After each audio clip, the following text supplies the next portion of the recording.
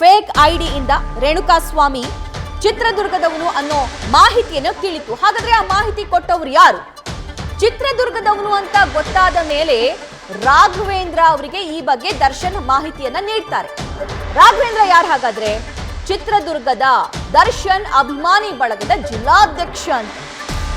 Raghavendra alias Raghu ಅವ್ರಿಗೆ ಕರೆ ಮಾಡಿ ದರ್ಶನ್ ಈ ಬಗ್ಗೆ ಮಾಹಿತಿಯನ್ನ ಕೊಟ್ಟಿರ್ತಾರೆ.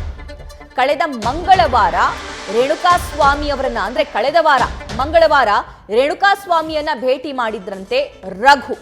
ಈ ಸಂದರ್ಭದಲ್ಲಿ ಏನ್ ಮಾಡ್ತಾರೆ ರಘು? ರೇಣುಕಾಸ್ವಾಮಿ ಅವರ ಹತ್ರ ಇರೋ ಮೊಬೈಲ್ ಅನ್ನ ಪರಿಶೀಲನೆ ಮಾಡ್ತಾರೆ, ಕಸ್ಕೊಳ್ತಾರೆ. ಅಫ್ಕೋರ್ಸ್ ಮೊಬೈಲ್ ಕಸ್ಕೊಂಡು ಯಾರಿಗೆ ಏನಂತ ಮೆಸೇಜ್ ಮಾಡಿದ್ದಾರೆ, ಯಾವ ಅಕೌಂಟಿಂದ ಈತ ಮೆಸೇಜ್ ಮಾಡ್ತಾ ಇದ್ದ, ಆ ಮೆಸೇಜ್ ಮಾಡಿರೋದು ಈತನೇನಾ, ಹೌದೋ ಅಲ್ವೋ ಅನ್ನೋದನ್ನು ಕೂಡ ರಘು ಅಲ್ಲಿ ಪರಿಶೀಲನೆ ಮಾಡ್ತಾರೆ. ಈ ಸಂದರ್ಭದಲ್ಲಿ ಅಶ್ಲೀಲ ವಿಡಿಯೋ ಫೋಟೋಗಳು ಪತ್ತೆಯಾಗುತ್ತೆ. ಅದು ಕೂಡ ಪವಿತ್ರ ಗೌಡ ಅವರಿಗೆ ಕಳುಹಿಸಿರುವ ಅಶ್ಲೀಲ ವಿಡಿಯೋ ಫೋಟೋ ಅನ್ನೋದು ಕೂಡ ಇಲ್ಲಿ ಮಾಹಿತಿ ತಿಳಿಯುತ್ತೆ. ಈ ಬಗ್ಗೆ ದರ್ಶನ್ಗೆ ಮಾಹಿತಿಯನ್ನ ರವಾನಿಸಿದ್ರಂತೆ ರಾಘವೇಂದ್ರ ಅಲಿಯಾಸ್ ರಘು, ಅಂದ್ರೆ ಚಿತ್ರದುರ್ಗದ ದರ್ಶನ್ ಅಭಿಮಾನಿ ಬಳಗದ ಜಿಲ್ಲಾಧ್ಯಕ್ಷ ಅಂತೆ.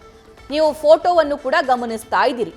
ನಾವು ಯಾವ್ಯಾವ ಸಂದರ್ಭದಲ್ಲಿ ಏನೇನು ಆಯ್ತು ಅನ್ನೋ ಇನ್ಫಾರ್ಮೇಶನ್ ನಮಗೆ ಸಿಕ್ಕಿದೆಯಲ್ಲ, ಅದರ ಮಾಹಿತಿ, ಅದರ ಆ ವ್ಯಕ್ತಿಗಳ ವಿಜುವಲ್ಸ್ ಅನ್ನು ಕೂಡ, ಫೋಟೋವನ್ನು ಕೂಡ ನಿಮಗೆ ಸ್ಕ್ರೀನ್ ಮೇಲೆ ತೋರಿಸ್ತಾ ಇದ್ದೀವಿ. ದರ್ಶನ್ ಪಕ್ಕ ಯೆಲ್ಲೋ ಕಲರ್ ಶರ್ಟ್ ಹಾಕೊಂಡು ನಿಂತ್ಕೊಂಡಿದ್ದಾರಲ್ಲ, ಅದೇ ವ್ಯಕ್ತಿ ರಾಘವೇಂದ್ರ ಅಲಿಯಾಸ್ ರಘು.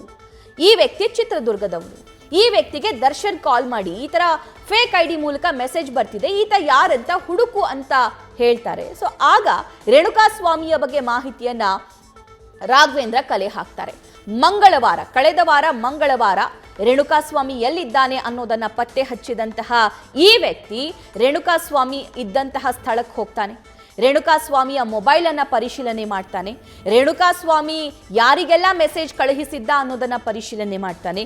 ರೇಣುಕಾಸ್ವಾಮಿ ಏನಂತ ಮೆಸೇಜ್ ಕಳುಹಿಸಿದ್ದ ಅನ್ನೋದನ್ನು ಕೂಡ ಪರಿಶೀಲನೆ ಮಾಡ್ತಾನೆ. ಆ ಸಂದರ್ಭದಲ್ಲಿ ರೇಣುಕಾಸ್ವಾಮಿ ಅಶ್ಲೀಲ ವಿಡಿಯೋ ಫೋಟೋಗಳನ್ನ ಕಳುಹಿಸಿರೋದು ಕೂಡ ಗೊತ್ತಾಗುತ್ತೆ.